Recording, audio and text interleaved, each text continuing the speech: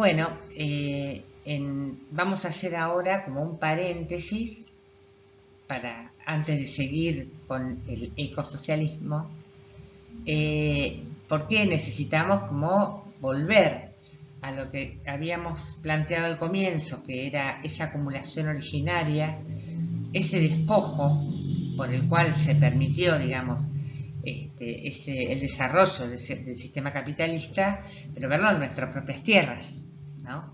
Porque además, si justamente uno de los aspectos que estuvimos viendo dentro del ecosocialismo, que es indispensable revisar, digamos, la propiedad de la tierra, en principio, bueno, necesitamos un poquito volver para atrás en nuestra historia, que bueno, quizás muchos de ustedes la conozcan, en todo caso la vamos a refrescar, pero sí es sumamente importante que conozcamos bien cómo es ese mapa de Argentina que tenemos hoy, cómo se fue construyendo en relación a la propiedad de la tierra. Vamos a usar, si bien vamos a ir para atrás, vamos a usar los límites actuales de Argentina para que nos podamos ubicar. Si bien, si vamos a hablar del tema de la conquista y colonización en Argentina, ese mapa no estaba en aquella época y va a tardar muchos años hasta que se configure lo que conocemos hoy como el Estado argentino. Pero bueno, solo para ubicarnos utilizamos el mapa actual. Bueno, obviamente que a pesar de la sensación que tenemos, la historia que nos han contado y demás, en Argentina existía una cantidad inmensa de pueblos originarios al momento de la llegada de los españoles. Se calcula que más o menos 35 etnias eran las que estaban en el territorio argentino. Si ustedes ven el mapa, podrán observar que realmente es impresionante, a pesar que siempre nos han enseñado de forma tal la historia que pareciera que, bueno, Argentina era como algo diferente a América Latina y que teníamos un poquito nada más de pueblos originarios. Bueno, esto no es así como lo muestra el mapa, ¿no? Bueno, el ingreso de las corrientes colonizadoras se dan desde tres lugares diferentes.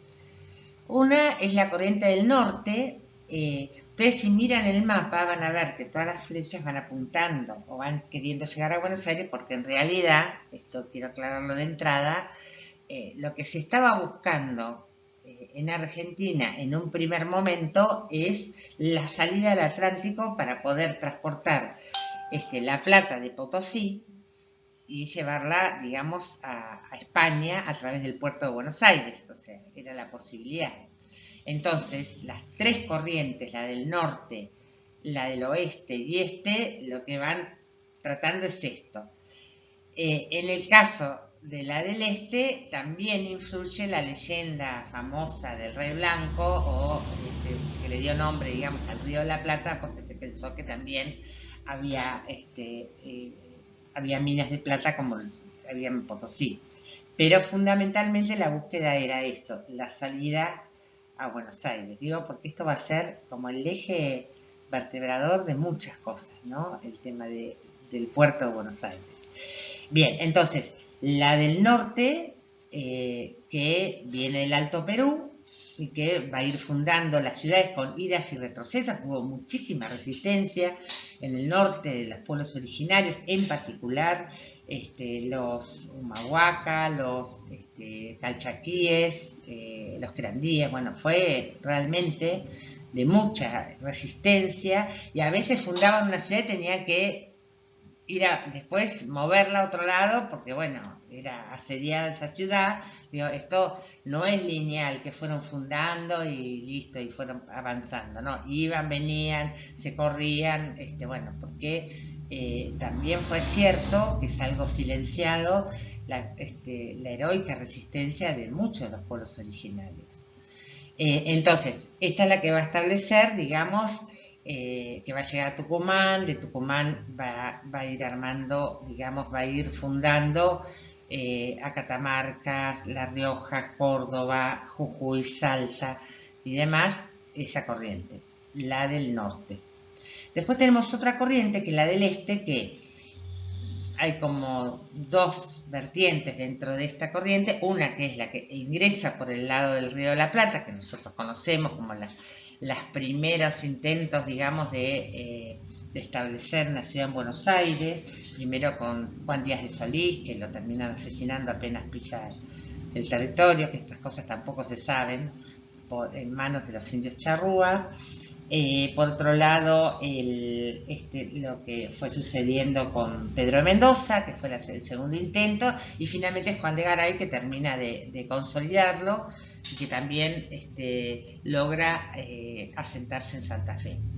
Y a su vez, desde Asunción del Paraguay, también, digamos, en esa misma corriente del este, van bajando, y así se funda Corrientes, y bueno, y se establecen sobre esta zona. Digamos.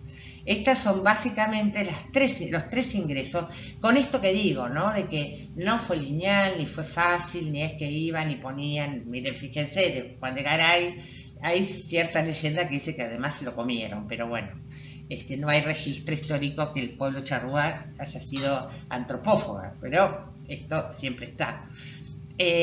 Así que nada, es importante no solo conocer, digamos, cómo ingresó la conquista, por qué Argentina, cuál fue la búsqueda primero que tiene que ver con su puerto de Buenos Aires, y que además hubo mucha resistencia. No fue que se entregaron fácilmente todos. Hubo pueblos mucho más aguerridos que lograron enfrentar todo lo que pudieron al conquistador. Lo que pasa que bueno, también había una tecnología y una fuerza muy superior a los pueblos originarios que se enfrentaron, ¿no?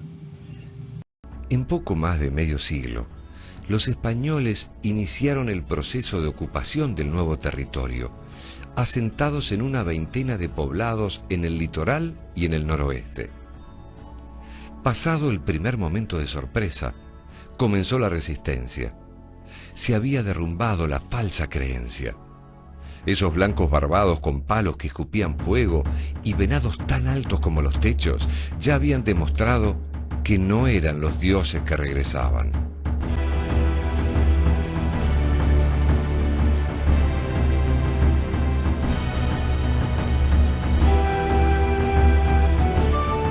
En diversos lugares del territorio se produjeron enfrentamientos entre indígenas y españoles.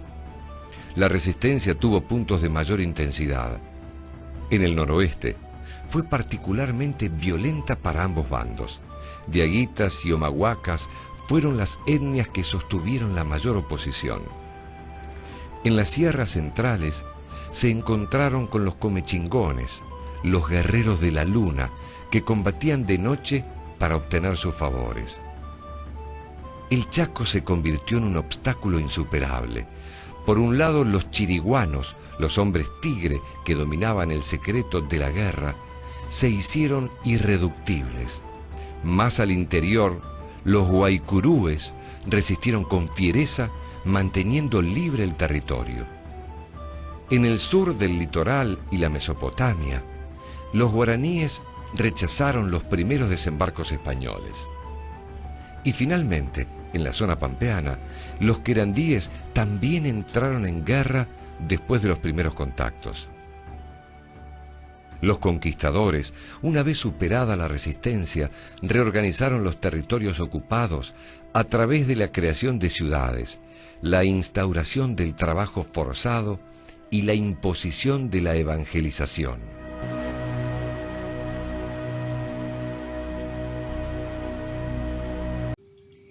Bien, para la época de la Revolución de Mayo, ustedes fíjense el mapa que existía, y vuelvo a decir, esto está hecho sobre un mapa actual argentino, ¿no? Para que nosotros podamos tener idea.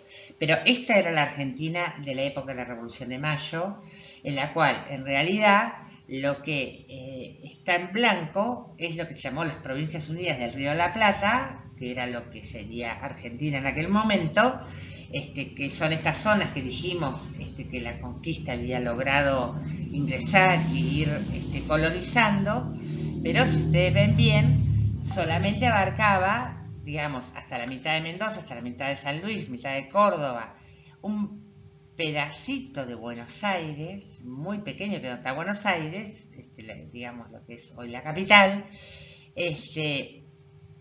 y después Santa Fe, el litoral, pero el resto de Argentina no estaba, digamos, no había presencia aún, no habían logrado colonizar, y lo que está, digamos, subrayado, que tiene que ver con toda la Patagonia, gran parte de Buenos Aires, parte de Córdoba, toda la Pampa, parte de San Luis y Mendoza, y a la vez también arriba, lo que se llama el Gran Chaco, que es gran parte de Santiago del Estero, parte de Santa Fe, todo Chaco, Formosa y Misiones, eso no tenían posibilidades de ingresar porque justamente la resistencia del pueblo originario no había permitido expandirse todavía, ¿no? Entonces, nada, es más, hay mapas donde dice tierras de los indios indómitos, digamos, ¿no? Indomables. Esta era la Argentina para 1810. Bien, justamente la necesidad de expandirse, que el propio sistema capitalista empezaba a pugnar por esas tierras que no podía hacerse, en particular lo que es provincia de Buenos Aires y demás, que eran las mejores tierras. Entonces es en ese contexto que se produce, por un lado, se contrae el préstamo, el famoso préstamo al banco Baring Brothers, que ese préstamo es la primera deuda externa que contrae Argentina y que como garantía pone estas tierras de la provincia de Buenos Aires, que son 8.600.000 hectáreas, las pone como garantía, se las da a 538 propietarios privados que supuestamente las van a arrendar y van a pagar un canon, que después nunca tampoco ni siquiera lo pagaron o era muy bajo, y este es el origen de la oligarquía terrateniente de la provincia de Buenos Aires, en la que esas grandes extensiones de tierra fueron entregadas, es decir, que no la hicieron trabajando. Eso es algo que nosotros en nuestro pueblo debemos pero pelear en ese pensamiento que hay, que la gente rica se la hizo trabajando. No es cierto. Estas cosas son las que pasaron, ¿no? Y las mejores tierras de la Pampa húmeda fueron entregadas a estos señores, a estos 538 propietarios privados, en algo que después lo veremos, desgraciadamente, en otras etapas históricas en nuestro país, ligada a la deuda externa con la entrega del territorio. Nos gustaría, sí, vamos a pasar un recorte de Felipe Piña sobre este tema porque nos parece como fundante de lo que ha sido después en nuestra historia esta cuestión, ¿no? Del plan original. El empréstito de la Baring Brothers, más que un préstamo, es una estafa. Es el inicio de la deuda externa argentina y se terminará de pagar recién en 1904. Como consecuencia del préstamo, quedan hipotecadas todas las tierras públicas. Entonces Rivadavia decide aplicar el sistema de enfiteusis, que consiste en alquilar las tierras del Estado a los particulares. Los montos los definen los propios arrendatarios, así que terminan siendo muy bajos y para colmo nadie los paga. Los beneficios de esta ley no los tiene el Estado, pero sí los 538 propietarios que se quedan con unos 8,5 millones de hectáreas de la principal región productiva del país. La mayoría de ellos pertenece al grupo rivadaviano, que proviene del sector liberal y mercantil.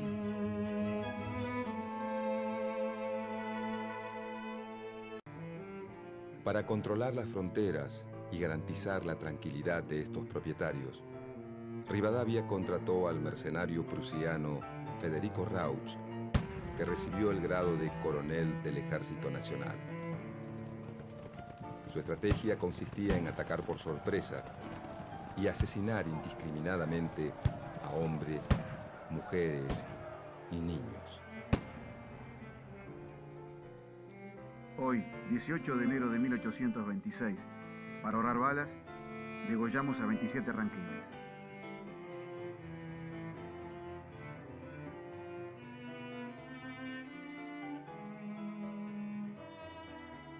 Pronto le llegaría su turno al espanto del desierto.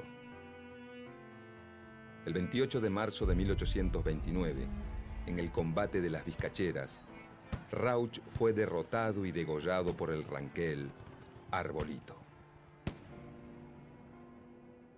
Al momento de morir Rauch, los 30.000 kilómetros cuadrados de pampas que poseía Buenos Aires se habían transformado, por el avance del ejército, en más de 100.000. Una ciudad en la provincia de Buenos Aires, aún hoy, lleva su nombre.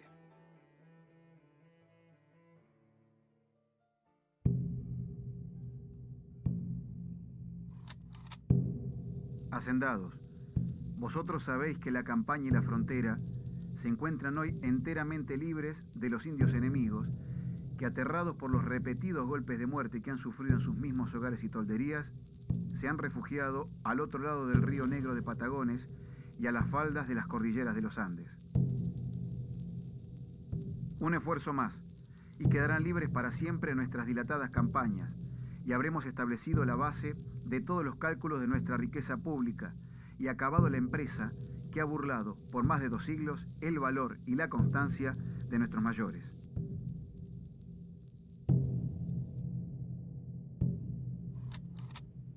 Entre 1833 y 1834, Rosas emprendió su campaña al desierto, financiada tanto por la provincia como por los estancieros bonaerenses. La expedición contó con el apoyo de los gobiernos de San Luis, Córdoba, San Juan y Mendoza. Se le encargó a Facundo Quiroga comandar una ofensiva conjunta contra el indio. Organizados en 3 divisiones, la última dirigida por el mismo Rosas, penetraron en territorio indígena, llegando a los ríos Colorado y Negro y ocupando Choele Choel. Durante la campaña, Rosas combinó la conciliación con el sometimiento.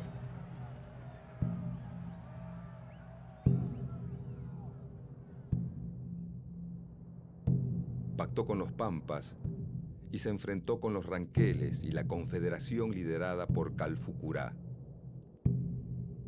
Se ganaron 2.900 leguas cuadradas de tierras y la línea defensiva pasó por Bahía Blanca, Médano Redondo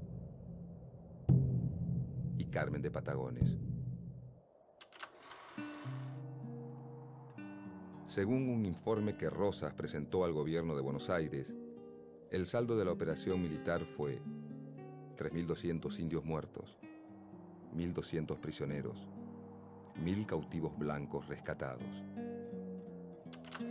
Por aquellos años de guerras civiles, unitarios y federales, estuvieron de acuerdo en la necesidad de exterminar al habitante originario y quedarse con sus tierras. Poco antes de escribir el Facundo, y mucho antes de ser presidente, Sarmiento declaraba: No debieran nuestros escritores insistir sobre la crueldad de los españoles para con los salvajes de América. Ahora como entonces, nuestros enemigos de raza, de color, de tendencias, de civilización. Quisiéramos apartar de toda cuestión social americana a los salvajes, por quienes sentimos, sin poderlo remediar, una invencible repugnancia. No son más que unos indios asquerosos a quienes habríamos hecho colgar y mandaríamos colgar ahora si reapareciesen en una guerra.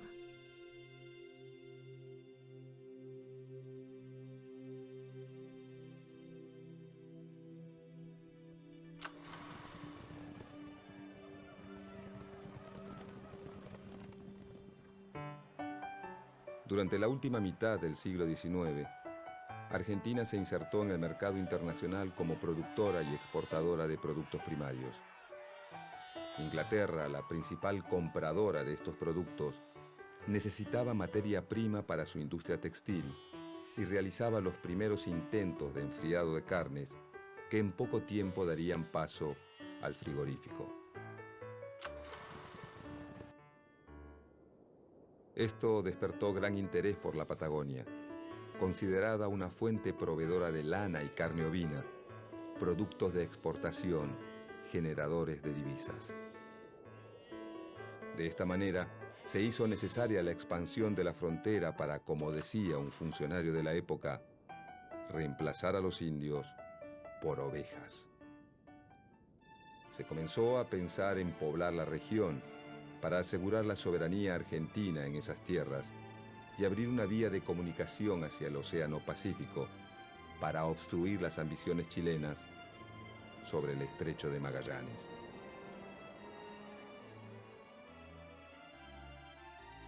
En 1874 asumió la presidencia Nicolás Avellaneda y poco tiempo después promovió la Ley de Inmigración y Colonización. La ley fomentaba la inmigración mediante oficinas de propaganda en las principales ciudades europeas, donde se entregaba folletería informativa que prometía pasaje gratis, tierra en propiedad y trabajo.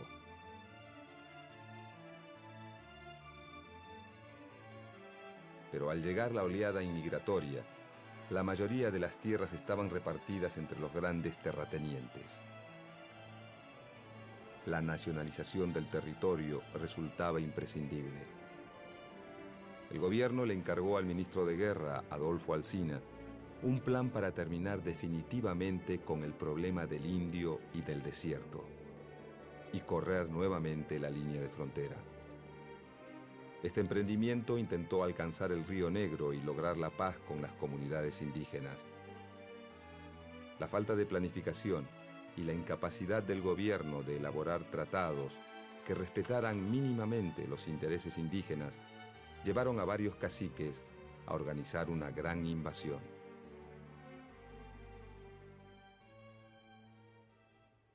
Alsina organizó la contraofensiva en 1876. Como resultado de la campaña se construyeron pueblos como Carué, Guaminí, Puán, Trenquelauquen, Italó, y una zanja de 374 kilómetros, de unos 3 metros de ancho y 2 de profundidad, entre Carué y Laguna del Monte, conocida como la Zanja de Alsina, que tenía como fin evitar el robo de animales.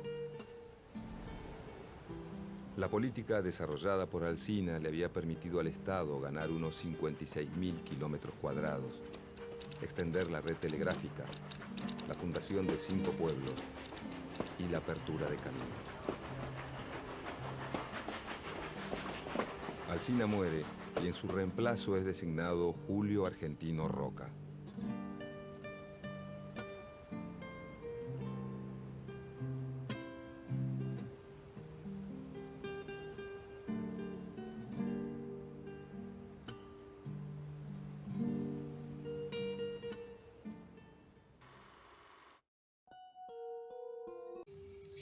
Bien, nosotros vamos a seguir viendo en el próximo encuentro cómo continuó este proceso de despojo, para no dar demasiada información, digamos, que tengamos tiempo de poder hablar, porque todas estas cosas son muy fundantes, entonces es muy importante poder discutirlas y profundizar. Ese proceso va a continuar luego con 3 hitos fundamentales. Esto no significa que en el medio no hubo avances también, digamos, más pequeños sobre la frontera con los pueblos originarios. Pero fundamentalmente hay 3 hitos que son la zanja de Adolfo Alsina, la campaña del desierto de la Patagonia, que quizás es la más conocida por nosotros y nosotras, y la campaña del Gran Chaco. Estos 3 hitos son los que van a terminar luego configurando lo que hoy conocemos como el Estado argentino actual. Entonces, esto lo vamos a ver en el próximo encuentro, así podemos profundizar y ahora nos toca discutir sobre este proceso previo que estuvimos viendo en este video.